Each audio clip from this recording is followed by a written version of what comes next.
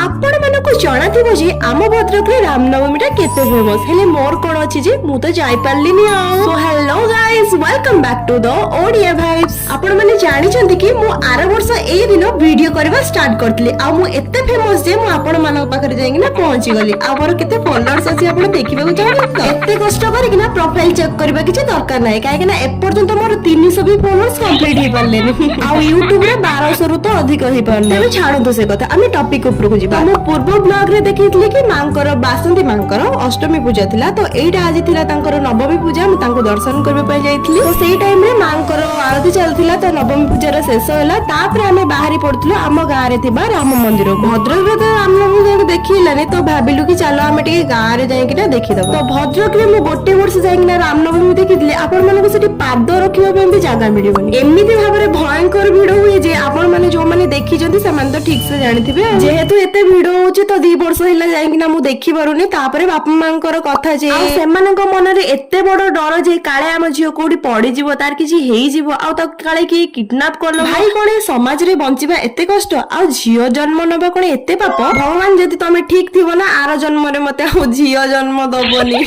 एते भलो भलो जगह बुलिबा को जाई पाउनी घरे बसी कि ना गबो गांडो हेलेनी केवल ई झियो हेथिबा जोगुरु आ गोटे कथा होची समाज रे तो समस्त खराब नहंत ना किछि ना अछंती बाज्य लोक जहा पे ना झियो समाज रे सेव नहंत बाकी छाडंतु से कथा। तो एठी हमर राम मंदिर रे ना प्रति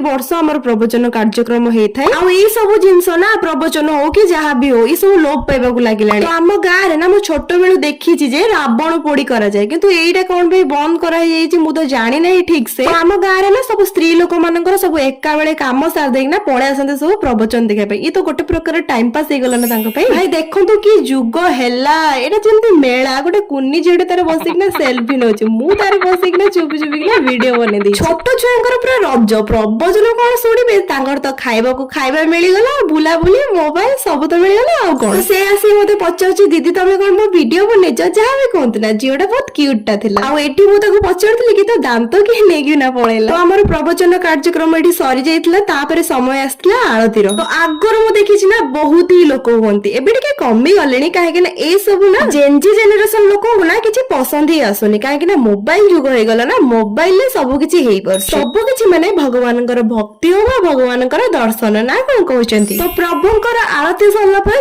समस्त घर को बाहरी पड़थिले तो फेरीबा टाइम थिला 10:36 आ से टाइम रे ना बहुत जोर से काला बैसाखीटा आसी जाइतला तो बहुत पवन झड़ी देला परे भी आमे घरे आसी कि ना पहुंची जाइतलु। वीडियो टे केमिति थिला कमेंट करी कि ना निहाती जणेबे सब्सक्राइब एंड फॉलो करबा को जमा भी भूलिबे। देखा अब नेक्स्ट ब्लॉग रे बाय गाइस।